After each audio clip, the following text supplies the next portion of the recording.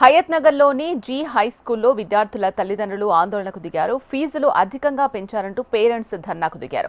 ఒక్కసారే 30 నుంచి 50% ఫీజులు అధికంగా పెంచారని విద్యార్థుల తల్లిదండ్రులు స్కూల్ ముందు బైఠాయించి నిరసన తెలిపారు.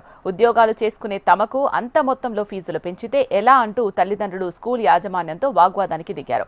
యాజమాన్యం తల్లిదండ్రులను సముదాయించే ప్రయత్నం చేస్తున్నా పెంచిన ఫీజులను తగ్గించాలని పేరెంట్స్ డిమాండ్ చేస్తున్నారు. మేడం చిన్న క్వశ్చన్ ఇదే విషయం మీరు ఇదే కాకుండా అదే అక్కడ మీరు మాట్లాడండి.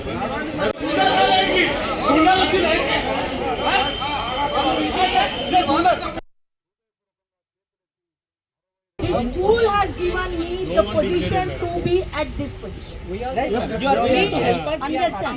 Please, I want you all to be with me, support me, but not in a very chaotic way. Let's make it very smoothly. Yes, sure. Thank you. Okay, sir. Something you give me no. Give me time. Dio yodustundi madam 30%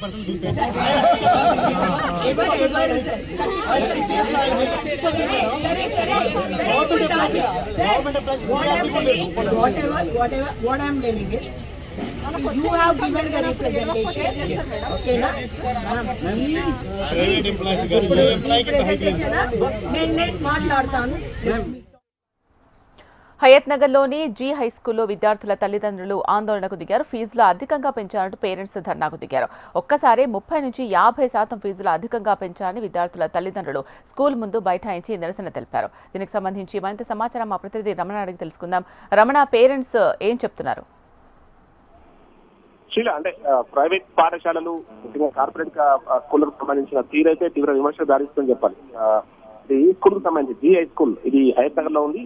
ఈ school కు సంబంధించి ఒక్కసారిగా 30% నుంచి 50% ఫీజులు పెంచడంతో తల్లిదండ్రులు కూడా అందరూ కూడా స్కూల్ దగ్గరకు వచ్చి అక్కడ ధర్నా దిగారు. అయితే అకస్మాత్ ఇప్పుడు పెంచిన వెంటనే కూడా వారు యాజమాన్యం నిలదీసే ప్రయత్నం చేశారు. అంటే ఎప్పుడైతే అడ్మిషన్ల సందర్భంగా కావచ్చు, ముందు మాకు ఇచ్చిన హామీ ప్రకారమే ఫీజులు తీసుకోవాలి, కానీ ఇట్లా అర్ధాంతరంగా ఫీజు పెంచితే ఇప్పటికే వేల రూపాయల ఫీజు కట్టడానికి ఇబ్బంది పడుతున్న పరిస్థితుల్లో మళ్ళీ ఇంత యథేచ్ఛగా ఫీజులు పెంచేటటువంటి ఆగ్రహం వారు వ్యక్తం చేస్తున్నారు.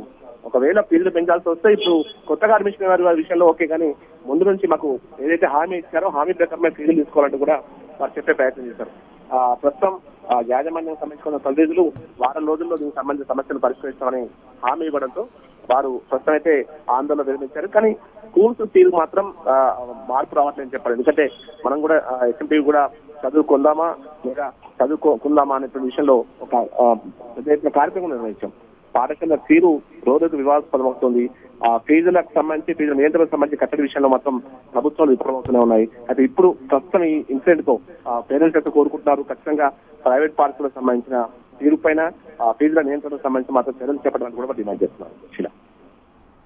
రైట్. Thank you Ramana.